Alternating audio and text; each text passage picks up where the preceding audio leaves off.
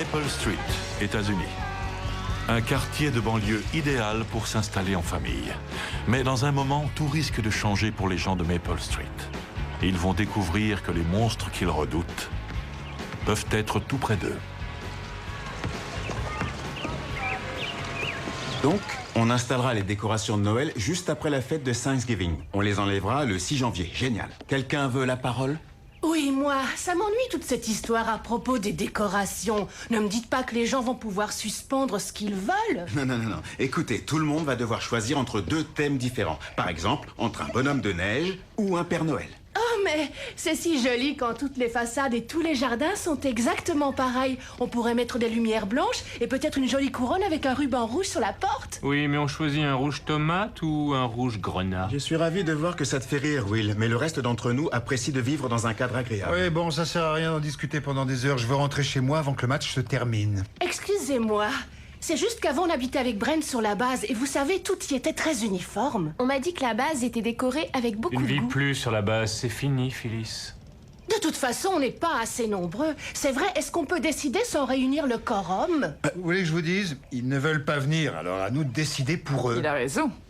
Ils ne sont pas venus à cause de la finale de football. La plupart des familles a amené ses enfants au match aujourd'hui. J'ai une solution radicale à votre problème.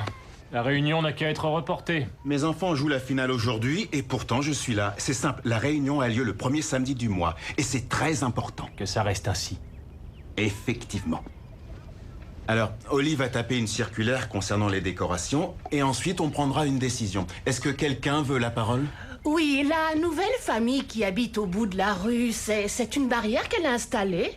Un joli grillage. Pour ici, c'est exagéré, vu notre quartier. Oui, c'est vrai, cette famille sort du commun. Je la trouve étrange. Je n'ai vu aucun drapeau sur la façade le jour de la fête nationale. Ils viennent d'emménager, Dylan. Peut-être que leur drapeau est encore dans un carton. T'es pas sérieux? Ils auraient pu en acheter un en solde, il y en avait plein les boutiques, c'était facile. Et ils auraient dû être ici. Peut-être bien qu'ils sont au stade. Non, leurs enfants ne jouent pas. J'ai vu la liste quand je me suis renseigné, sans succès, pour inscrire cette chose dans l'équipe. Il n'y a pas de nouveaux joueurs. Alors, c'est une raison qui tient pas. Donc, ils ne peuvent pas avoir une bonne excuse. Vous avez pensé à les inviter? Pas moi, non. Et vous avez parlé à l'un d'entre eux? Je voulais écrire dans notre lettre mensuelle pour leur souhaiter la bienvenue, mais impossible de trouver leur nom. Il faudrait leur donner un peu plus le désir de participer. D'accord, bien. Je leur enverrai un message. Est-ce que quelqu'un d'autre veut la parole?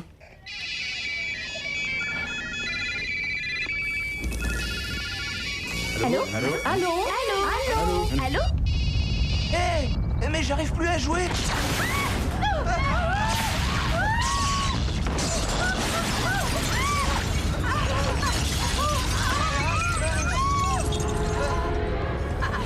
Qu'est-ce qui s'est passé?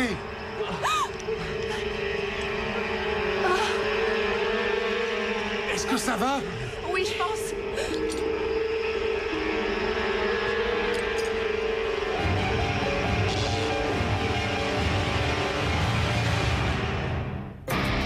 Nous sommes transportés dans une autre dimension.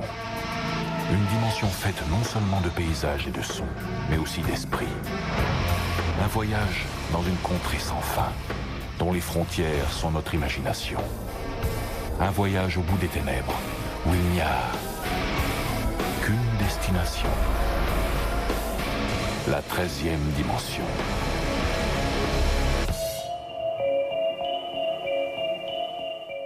Est-ce que c'était un tremblement de terre? Non, une explosion. Une explosion n'aurait pas coupé le courant. En tout cas, l'électricité a été coupée dans toutes les rues de notre quartier. Est-ce que le courant s'est coupé avant ou bien après? Vous croyez que c'est important? Eh bien, le son se déplace. La cause de l'incident peut être à des kilomètres. C'est peut-être un transformateur qui a sauté. On avait un générateur à la base et on l'allumait juste en cas d'urgence. Mais pourquoi est-ce que tous nos téléphones portables ont sonné? Je trouve ça bizarre. D'ailleurs, le mien ne fonctionne toujours pas, et les vôtres? Non, rien du tout, je n'arrive même pas à l'allumer. On se croirait dans ID4. Independence Day, le film, avec Will Smith. Des aliens envahissent la Terre et veulent la détruire. Et toi, Jason? Brent m'a appelé cette semaine pour me prévenir. Il a dit qu'on était entré en alerte orange. Qu'est-ce qu'il voulait dire par là? Brent, il est loin d'ici. Il a réussi à pénétrer un réseau de terroristes sur Internet. Il a dit de faire bien attention. Ah ouais. Si on écoutait les rumeurs, on deviendrait tous paranoïaques.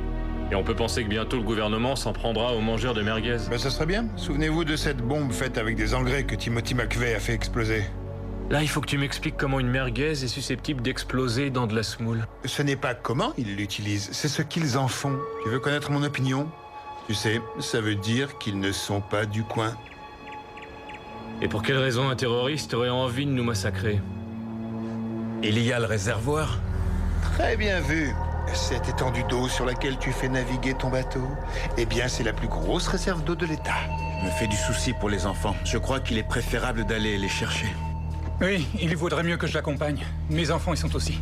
Moi, je reste ici pour surveiller.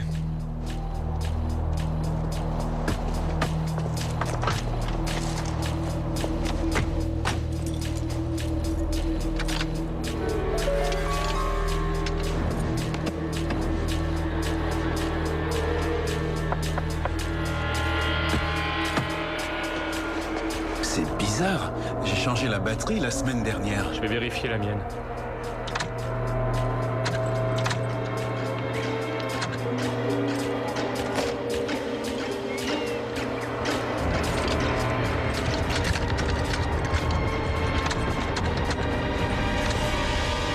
On devrait aller à pied jusqu'au terrain de foot.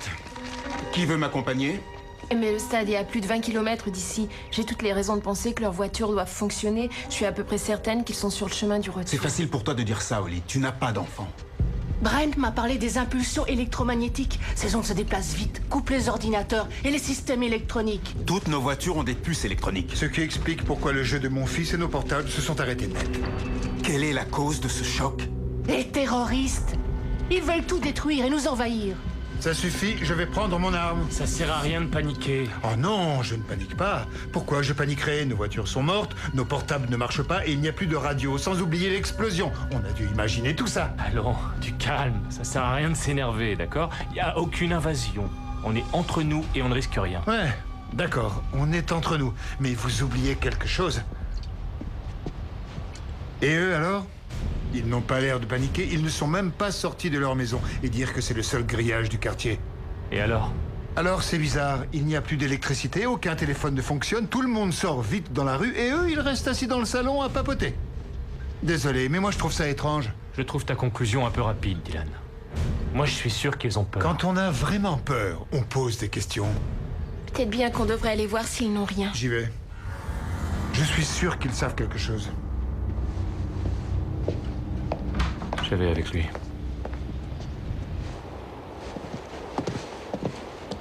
Ils sortent seulement au milieu de la nuit. Et ils veulent nous empêcher de comprendre qui ils sont. Attends, personne ne sort la nuit. ils sont peut-être en plein décalage horaire. Ah ouais, tu veux dire... Ils sont décalés. Laisse-moi leur parler, tu veux? Attends, on est en dehors du travail. Alors arrête de me parler comme si j'étais ton employé. Désolé. Tout le monde est un peu à cran, je sais. Mais toi et moi, on est les seuls à avoir un esprit d'équipe dans le quartier. J'ai pas envie de voir tout le monde paniquer devant des inconnus, c'est tout.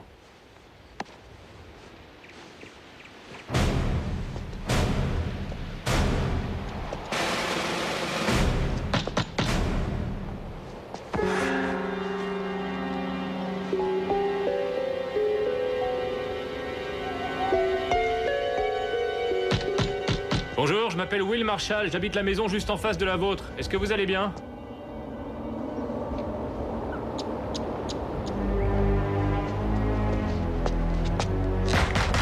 C'est bon, ouvrez cette putain de porte.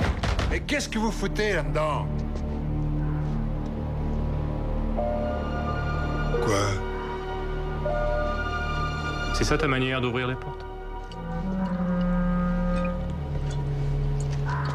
On s'en va.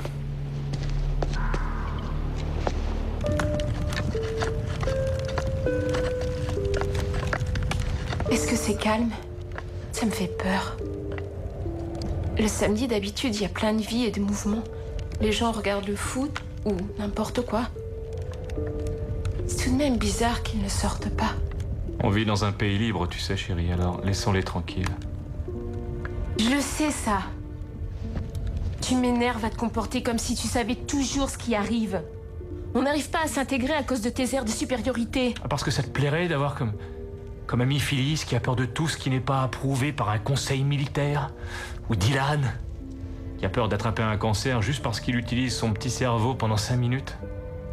On vit tous ensemble. C'est toi qui as voulu venir ici.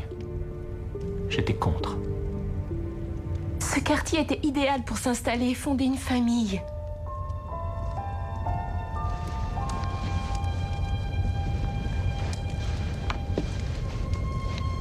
C'est vrai. Et on va le faire. On va essayer. J'ai peur, tu sais. Un petit accident vient bouleverser nos vies et personne n'arrive à se dominer. Vu ce qui se passe dans le reste du monde, ils ont peut-être raison de s'inquiéter. Mais on ne doit pas les écouter.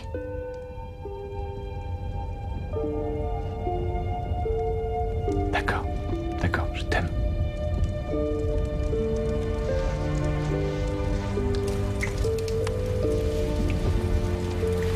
Je pensais qu'on ferait quelque chose d'utile. Déterminer un périmètre, trouver des armes à feu, être prêt à se défendre contre eux. Protéger nos familles. Mais enfin, rien ne nous dit que c'est une Et attaque. si c'est pas une attaque, alors où se cache tout le monde? Et pourquoi est-ce qu'ils nous laissent sans aucune aide? Le gouvernement va sûrement nous aider. Mon mari, vous savez, il est capitaine. Et je sais bien qu'il va La nous sauver. ferme, Phyllis. Ils ont assez à faire avec le World Trade Center. On ne représente rien pour eux. Et personne ne viendra. Arrête ton cinéma. C'est toi qui vas arrêter, oui. T'es idiot. En faisant ça, tu leur fais peur. Comment tu viens de m'appeler? Tu veux pas que je te croie idiot, alors arrête d'agir comme un idiot.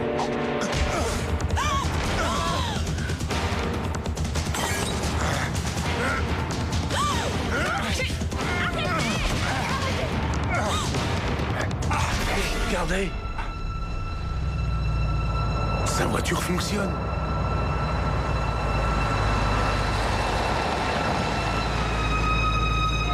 Attendez, mais c'est impossible. J'arrive pas à le croire. La porte de son garage fonctionne aussi. Comment fait-il pour avoir de l'électricité?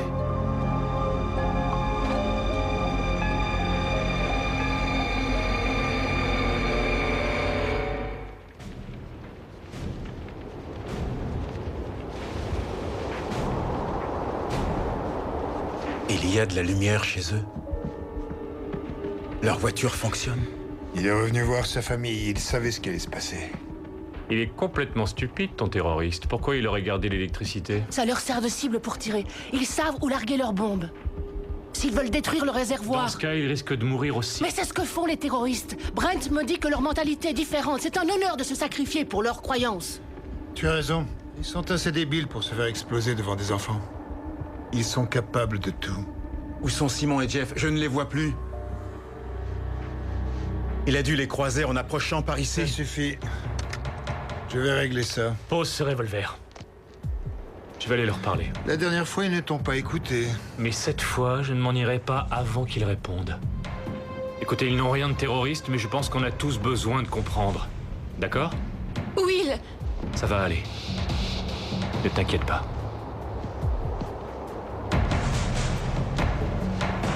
Moi, je suis sûr qu'on est tous en danger de mort.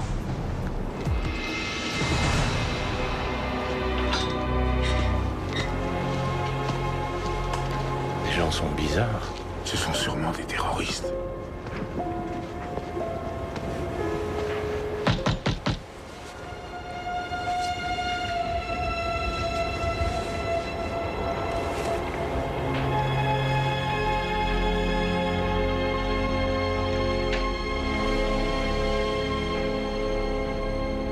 Ils vont peut-être le tuer. Mais je...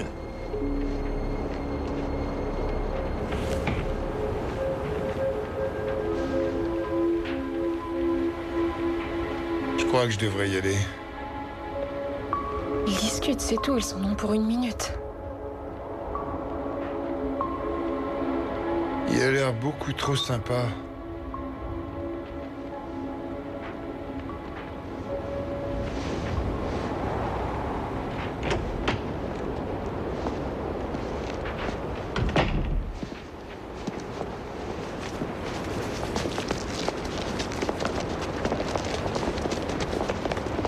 Écoutez, tout va bien. Ce n'est pas un terroriste. Il travaille la nuit dans une entreprise électronique et pour sa famille, s'il est absent, il leur demande en cas de problème de ne surtout jamais ouvrir la porte. Mais même pour sa voiture et pour l'électricité... Ils n'en savent pas plus que nous. Ils se demandent pourquoi, mais c'est pas parce que leur voiture fonctionne et qu'ils ont de l'électricité que ça fait d'eux des terroristes. Ils voulaient même sortir, mais je leur ai déconseillé. À cause de l'ambiance. Quoi? Mais qu'est-ce que tu cherches à faire? Tu ne veux pas qu'il sorte? Mais c'est qui, un porte-parole? J'ai dit qu'un type dehors avait une arme et qu'il était terrifié. Oui. Papa, arrête! Tu sais quoi, Marshall? Tu as vite pris leur défense après moi. Es-tu avec nous ou es-tu avec eux? Tu le connais, il n'a rien à voir avec un terroriste. Ce n'est pas lui que tu veux. Holly, Si tu continues, tu vas payer à leur place. j'ai l'air d'un terroriste? Hein? Est-ce que j'ai l'air d'un terroriste? Qui est-ce qui a une arme? Qui est-ce qui nous incite depuis le début à paniquer? Qui est-ce qui s'y connaît en technique d'attaque terroriste? Hein? Hein? Et qui est-ce qui a lancé l'idée d'une bombe sur le réservoir? Et j'ai un mot à te dire, Phyllis, oui. Pourquoi on n'a jamais rencontré ce capitaine Brent? Tu m'as dit dans quel camp il était?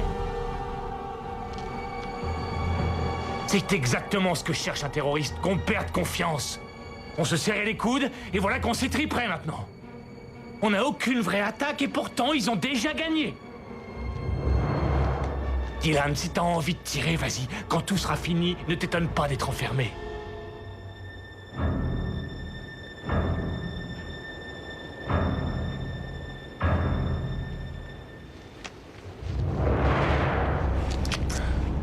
Papa!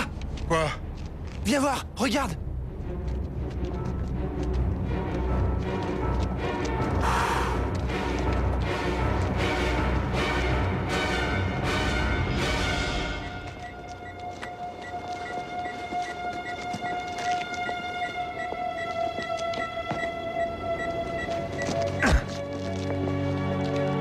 Qu'est-ce que c'est?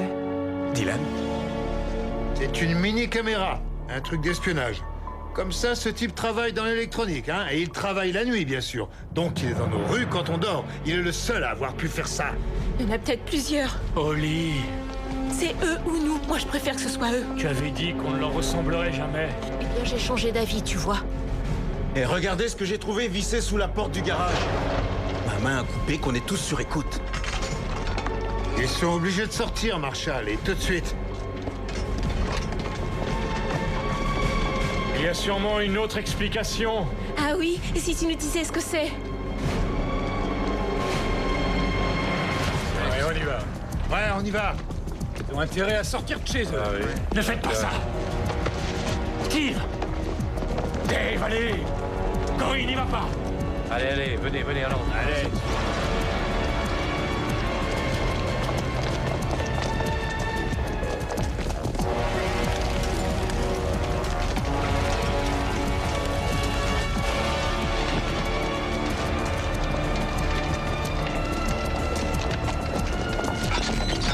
C'est bon, ça suffit, sortez de chez vous!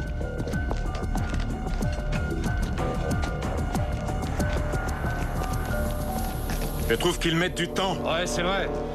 Tu as dit qu'ils étaient d'accord pour sortir. Pourquoi? Tu le ferais, toi? J'étais innocent, bien sûr. On devrait peut-être rentrer de force. Attendez, ils sont sûrement armés. Je vais les bouger. Oui, bravo. Allez, on y va!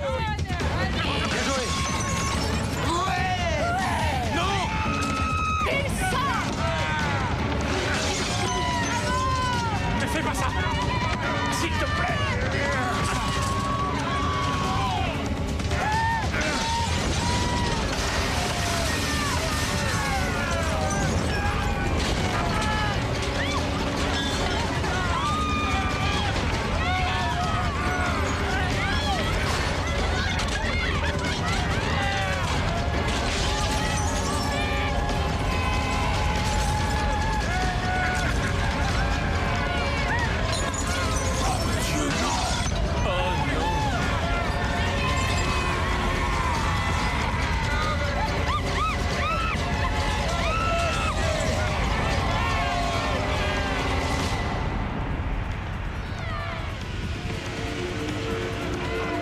Alors, dans le cas d'une menace d'attaque terroriste, une petite communauté isolée survivrait 5 heures?